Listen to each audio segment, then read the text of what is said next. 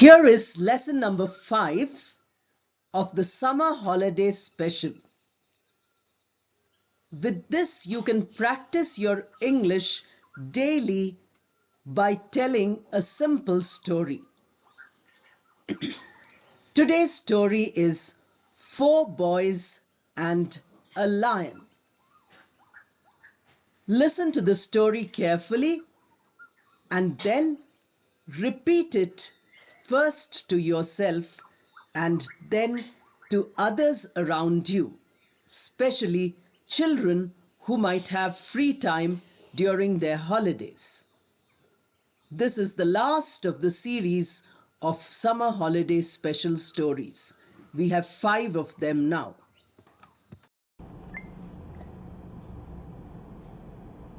Today, in this series of simple children's stories, which will help you to become fluent in speaking English, we have one of the small stories from a series of stories called Vikram and Betal stories. These stories are very common with children all over India, and you have different versions in different languages retelling the story. So if you try to read any of those stories in your own language and then say it in English, that also is a good practice. I'm just going to give you one of them. Vikram is King Vikramaditya and Betal is a ghost. So this ghost has to be brought back to a sage who tells Vikramaditya that since you are such a great king, you are so powerful, I want this ghost. Please get me Betal. So Vikramaditya goes to Betal and Betal makes a promise by saying, I'll come with you, but on the way I will tell you a story. Then I'll ask you a question. If you answer that question, I will return to my place again. So you have to come and collect me once more. If you keep your mouth shut, if you don't speak anything, then I will continue to go with you. But King Vikramaditya is known for his wisdom. So he cannot keep silent when somebody asks a question. He has to answer.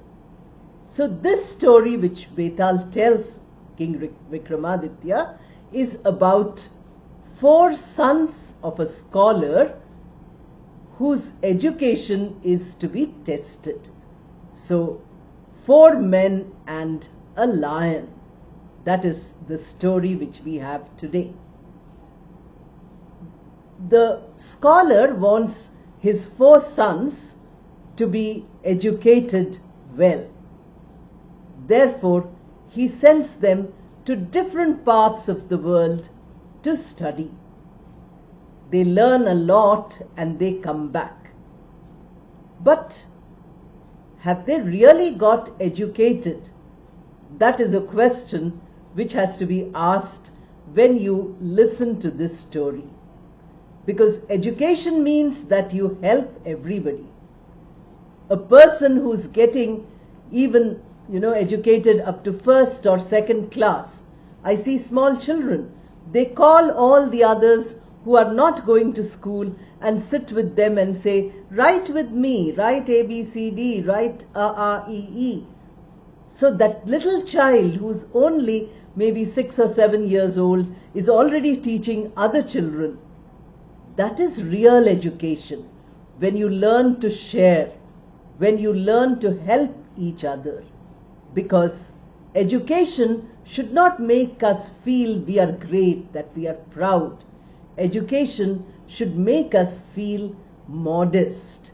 It should make us get over our selfishness. We should not do anything wrong because education should teach us how to be a good human being.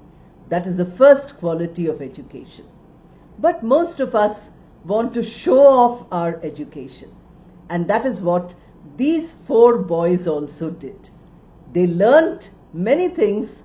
They learnt, miraculous things. They only wanted to show it off. So when they came back home, when they returned, the father asked them, "What have you learnt? Have you learnt anything?" So they said, "Yes, we've learnt a lot of things and we can show it to you." The father wanted to take a practical test. So he said, "Okay, now you tell me, show me whatever you've learnt by demonstrating it in front of me." The first son took a bone and said, "From this bone I can make a lion." That's great. So taking that bone, the first son prepared the skeleton of a lion. The next son said, "Oh, that is nothing. I know much more than you. I can do much better. You don't know what all I can do." So he says that I can make the lion get flesh and blood so that the lion becomes complete. Not only the skeleton of a lion, but a flesh and blood lion.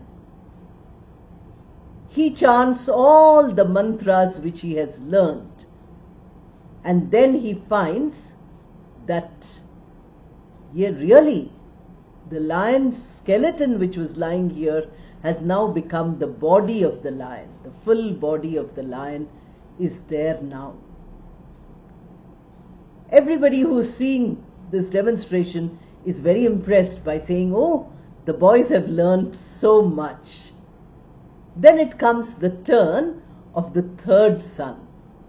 The third son says, "Oh, only bone and flesh and skin, etc. I can give the lion some hair, some nails. These are very important for the lion. The lion has a mane, this hair which is around the lion's face, it is called a mane, M-A-N-E. So I can do that. The lion will really look like a lion when it has that." Then nails, because the lion has to hunt other animals. It has to tear and kill and eat. Therefore it needs, nature has given the lion such, paws. The hands and legs of the lion are called paws, P-A-W-S. So in the paws there are long nails, very sharp nails. So the third son says, "I can really make this skeleton and flesh into a lion with all the requirements." Again, he chants all the knowledge which he has. He recites them one by one, and then the lion, now looks like a real lion. So there is the body of the lion. It is lying down there. Now, the turn comes of the fourth son. So the fourth son says, "Oh, what you have done is nothing much. It's no great thing that you have done. I can do much better than this."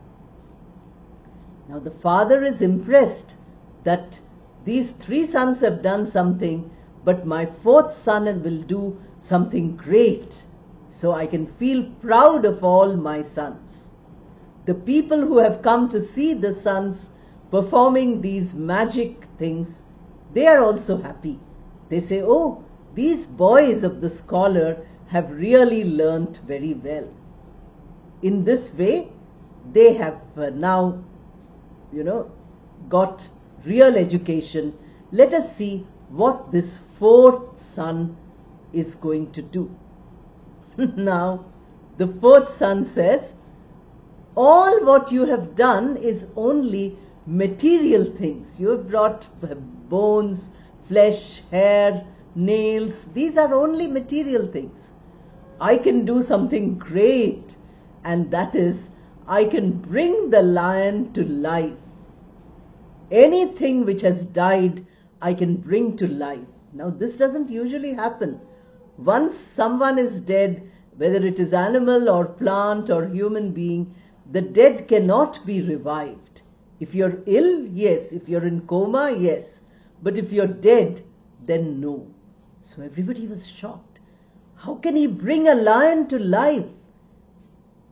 They waited. They said, okay, let us see if this is really possible. The fourth son chants whatever he has learnt, and the lion comes to life. As soon as he comes alive, he sees there are 4 young boys standing in front of him, and he is very hungry. So the lion jumps on these 4 boys and eats them. Imagine, all their education came to such a terrible end. Here, Vetal stops the story and asks Vikramaditya, O king, who is responsible for the death of the 4 sons? Is it the first boy who brought the bone and made a lion, or is it the second or third or fourth? Vikramaditya, without thinking, says, it is the 4th boy, because as long as the lion was dead, there was no problem. It is only when the lion got life that it killed. But then his answer was right, and Vetal ran away to his own place. Vikramaditya did not succeed in bringing Vetal to the sadhu who had asked him. There are many such stories. You can read them up. They are available in every language, and then you can, say it in English. Once you practice saying it in English, then tell some children, whoever is asking you to tell them a story. You will find that your English is becoming very confident. Children will not point out your mistakes. Children will not try to find whether you're really saying it or not.